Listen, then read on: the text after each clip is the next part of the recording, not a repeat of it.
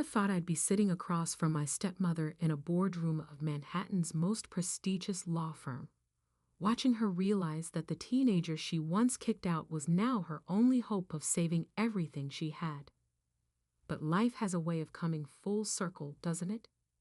My name is Olivia Mitchell, and my story begins in a modest suburban home in Connecticut, where my father and I lived happily until I was 12. My mother had passed away when I was just 4, a car accident that left me with only faded memories of her laugh and the scent of her lavender perfume. For 8 years, it was just Dad and me, and we were happy. He was a high school history teacher who spent his evenings helping me with homework and weekends taking me to museums and libraries. Then Catherine Morgan walked into our lives. I still remember the day Dad introduced us. She was beautiful, with perfectly styled blonde hair and a designer handbag that probably cost more than Dad's monthly salary. She worked in real estate, specialized in luxury properties, and somehow found herself interested in a humble history teacher. "Olivia, sweetheart," Dad said, his eyes shining with hope I hadn't seen since Mom died. "This is Catherine. We've been seeing each other, and I wanted you to meet her." Catherine smiled, but it didn't reach her eyes. "Hello, Olivia. Your father has told me so much about you." I was 12, not stupid. I saw the way she looked around our modest home, her nose slightly wrinkled as if she smelled something unpleasant. But Dad was happy, truly happy, for the first time in years. So I smiled back and tried to be welcoming. The wedding happened 6 months later. Catherine moved into our home, bringing with her expensive furniture, silk curtains, and a constant stream of criticism about everything from our old family photos to the way I dressed. "Darling," she'd say, her voice dripping with false sweetness, "don't you think it's time to replace these old pictures? They make the house look so dated." The photos she referred to were the only ones I had of my mother. Dad started working longer hours to keep up with Catherine's lifestyle. She convinced him to take out a second mortgage to renovate the house, replace all our furniture, and join the country club she insisted was essential for networking. I threw myself into my studies, finding refuge in books and the law club at school. The idea of justice, of right and wrong clearly defined by rules and precedents, fascinated me. My teachers noticed my passion. Mrs. Henderson, my English teacher, even helped me apply for a prestigious mock trial competition. I won first place. When I rushed home to share the news, Catherine was hosting one of her real estate cocktail parties. I found Dad in the kitchen, helping the caterers. "Dad, I won the state mock trial competition. Mrs. Henderson says I could get a scholarship if I keep this up." He hugged me quickly, pride shining in his eyes. "That's wonderful, sweetheart. We should celebrate." "James," Catherine's sharp voice cut through our moment, "the Andersons are asking about your opinion on their property dispute. Stop wasting time in the kitchen and come be social." Dad's smile faltered. "Coming, dear. We'll celebrate later, Olivia." We never did. Catherine's true colors emerged fully when I turned 16. I had been accepted into a summer law program at Yale, a prestigious opportunity that could open doors for college scholarships. The program cost $3,000. "Absolutely not," Catherine declared when I showed them the acceptance letter. "It's a waste of money. You'll never be a lawyer, Olivia. You don't have what it takes." But my teachers say, "Your teachers are filling your head with unrealistic dreams. Besides, I need to renovate my office. That's a much better investment." I turned to Dad, hoping he would defend me, support my dreams as he always had before. But he just stared at his hands, silent. That night, I heard them arguing through the walls. "She's becoming a problem, James. All these grand ideas about being a lawyer. She needs to understand her place. Not everyone is meant for success. She's my daughter, Catherine. She's smart. She works hard. She's a distraction. Do you know what my clients think when they see her walking around in those shabby clothes, talking about mock trials? It's embarrassing. The next morning, I found a part-time job at the local library. I started saving every penny, determined to pay for the program myself.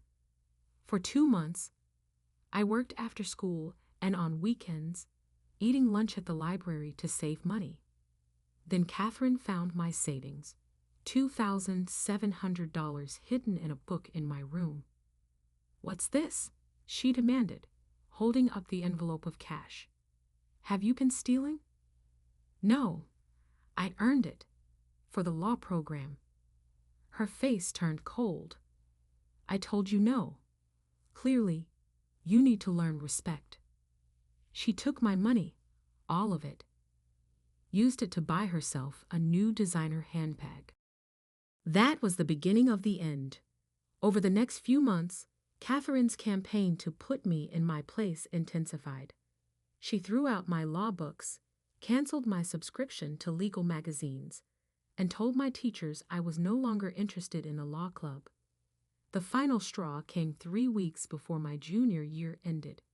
I had secretly applied for a scholarship to a law-focused boarding school in Massachusetts.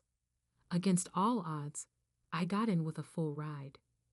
The acceptance letter arrived while Catherine was hosting another of her parties. She opened it before I could get home. I walked into a nightmare. "How dare you?" she screamed, waving the letter in my face.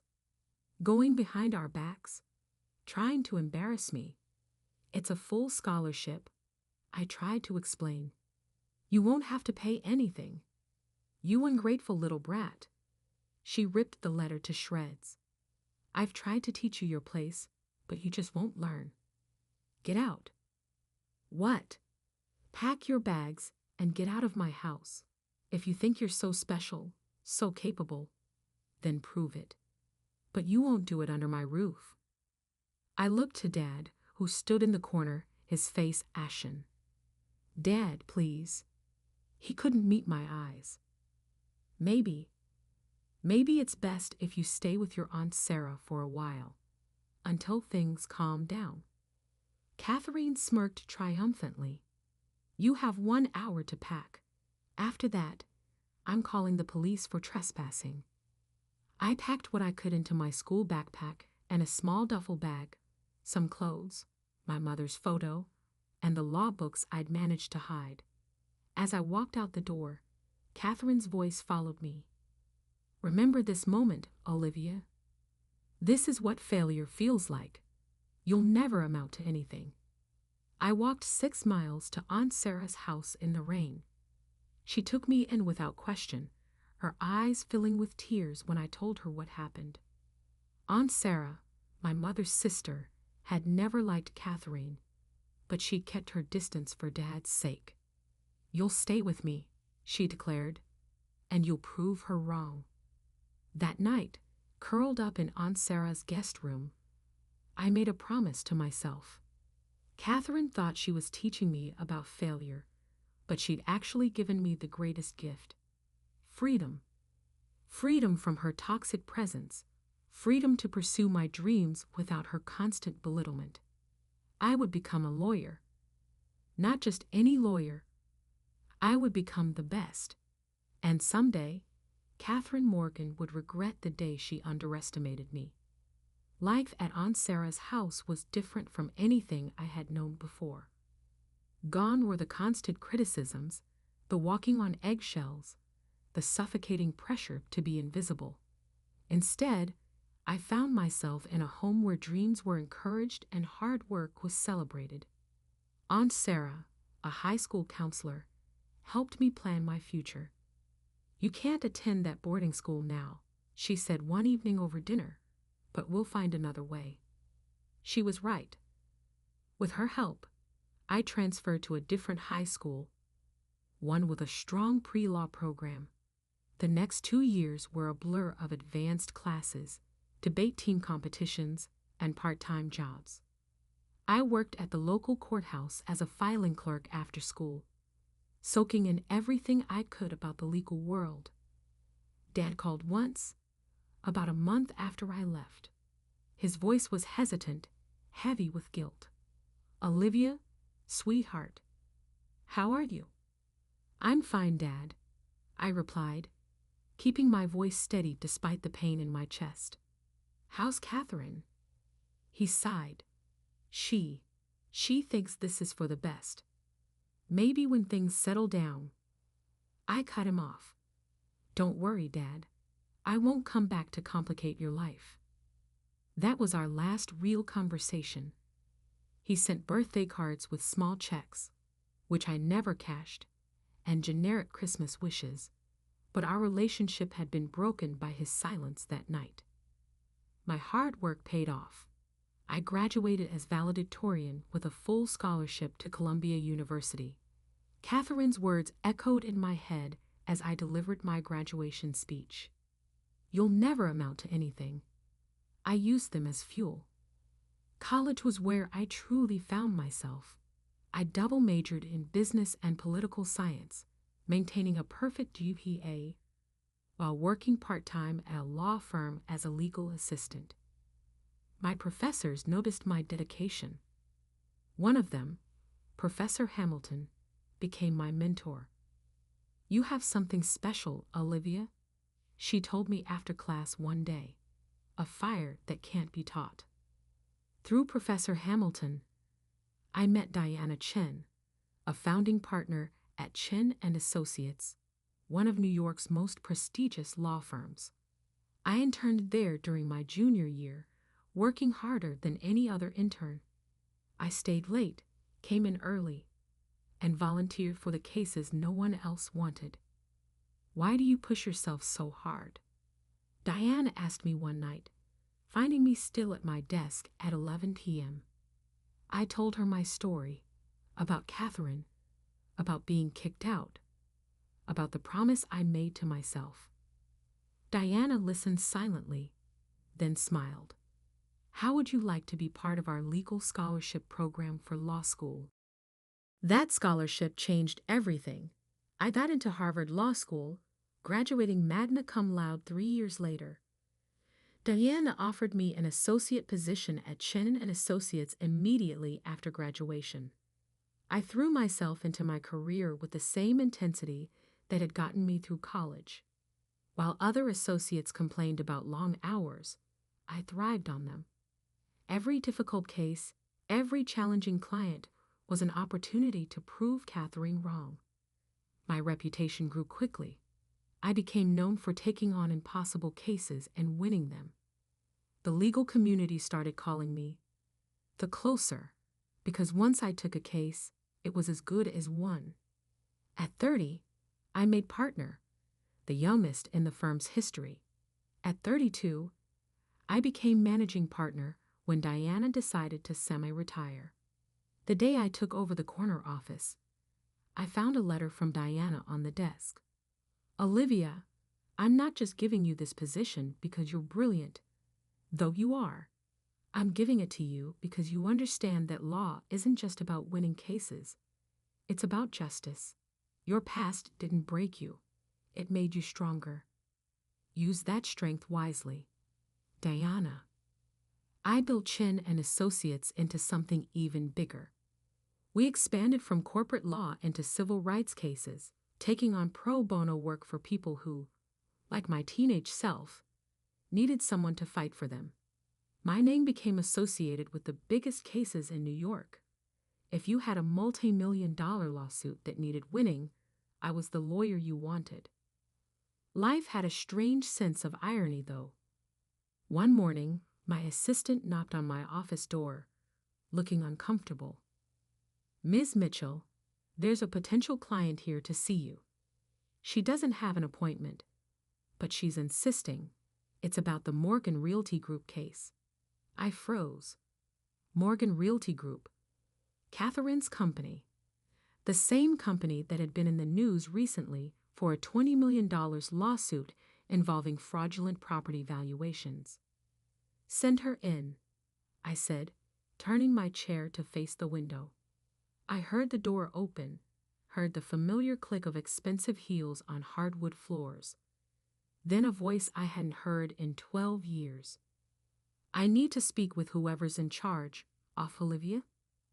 I turned slowly, savoring the shock on Catherine's face. She had aged, though she fought it with expensive procedures and designer clothes.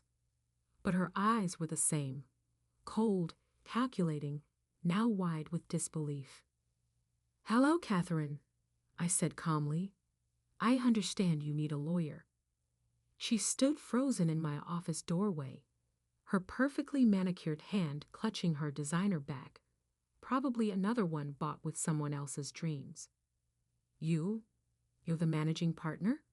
Of Chen and Associates?" I smiled, remembering the night she threw me out. "Please sit down. Tell me about your case." Catherine sank into the chair across from my desk, her composure cracking. "This is impossible. You were nothing. I was 16 and had nothing but a backpack of clothes and some law books," I finished for her. "Now I'm the person you need to save your company from a $20 million lawsuit. Life is full of surprises, isn't it?" Catherine sat in my office, her practiced poise crumbling as she realized the full magnitude of her situation. The $20 million lawsuit against Morgan Realty Group wasn't just any case. It was a career-ending, reputation-destroying disaster. "The accusations are false," she insisted, her voice trembling slightly. "We never knowingly inflated property values." I opened the case file on my desk, scanning documents I had already memorized. 7 properties, Catherine. All sold to elderly clients at grossly inflated prices. The evidence suggests you knew exactly what you were doing. She leaned forward, desperation creeping into her voice. "You have to help me. Your father?" "Don't." My voice cut through the air like steel. "Don't you dare use him to manipulate me. Not after what you did." Catherine's face hardened. "I did you a favor that night. Made you strong. Look at you now, managing partner at Chen and Associates. You should thank me." I let out a cold laugh. "Thank you. For throwing out a 16-year-old girl. For stealing her savings. For crushing her dreams at every opportunity. I was teaching you about the real world," she argued. "Nobody gives you anything. You have to take it." "No, Catherine. You were being cruel because you could be. Because it made you feel powerful to break someone else's spirit." I stood up, walking to the window overlooking Manhattan. "But you were right about one thing. Nobody gave me anything. I earned every bit of this success." She was quiet for a moment, then asked, "Will you take the case?" I turned back to face her. The great Catherine Morgan, begging for help from the worthless teenager she kicked out. "How desperate are you?" "I'll pay whatever you want," she said quickly. "Double your usual fees. Triple them." "It's not about money." I sat back down, folding my hands on my desk. "Tell me about my father. How is he?" Her expression flickered. "James. He's fine. Working. Teaching history at a private school now." "And does he know you're here?" "No," she admitted. "He doesn't know about any of this. The lawsuit, the company's troubles. I've kept it from him." I nodded slowly. "Because if he knew, he might finally see you for what you are." Catherine's facade cracked completely. "Please, Olivia, I'll lose everything. The company, the house, our reputation. All of it gone if you don't help me." I opened my desk drawer and pulled out a folder, one I'd been keeping for years. "Did you know I've been tracking Morgan Realty Group since I made partner? Every questionable deal, every suspicious transaction. I knew someday our paths would cross again. Her face went pale. You've been waiting for this. Not actively, I corrected her. I've been busy building my own success. But I kept an eye on you, knowing that people like you eventually self-destruct. I stood up, walking to my office door. I won't take your case, Catherine, but I will give you some free legal advice. Settle. Take responsibility for what you did. Because if this goes to trial, I'll make sure every detail of your fraud becomes public record. You can't do this, she whispered. I'm family. Family? I turned back to her, my voice sharp. Family doesn't throw a teenager out into the rain. Family doesn't steal their savings or crush their dreams. You made it very clear 12 years ago that we weren't family. Catherine rose shakily, clutching her designer bag like a shield. You're enjoying this, aren't you? Watching me beg? No, I said honestly. I don't enjoy seeing anyone in despair, not even you. That's the difference between us, Catherine. You found pleasure in causing pain. I found purpose in overcoming it. As she reached the door, I called out one last time. Catherine? She turned, tears smearing her expensive mascara. Tell my father I miss him. Tell him when he's ready to talk. Really talk. He knows where to find me. After she left, I sat in my quiet office, thinking about that rainy night 12 years ago, about the scared teenager with a backpack full of dreams and a heart full of determination. I picked up my phone and called Aunt Sarah. How did it go? She asked. She was the only person I'd told about Catherine's upcoming visit. Exactly as it needed to, I replied. She's going to settle the lawsuit. Probably lose the company anyway, but at least her clients will get their money back. And how do you feel? I thought about it. Free. Like I've finally closed a case that's been open for 12 years. 2 weeks later, I received a letter. The handwriting was familiar. My father's neat teacher's script. Dear Olivia, Catherine told me everything. About the lawsuit, about coming to see you, about what really happened the night you left. I've been a coward. I chose peace over justice, comfort over doing what was right. I let her drive away my daughter, and I'll never forgive myself for that. I saw your name in the paper recently, the youngest managing partner in Chen and Associates history. I've kept every article about your successes, every mention of your cases.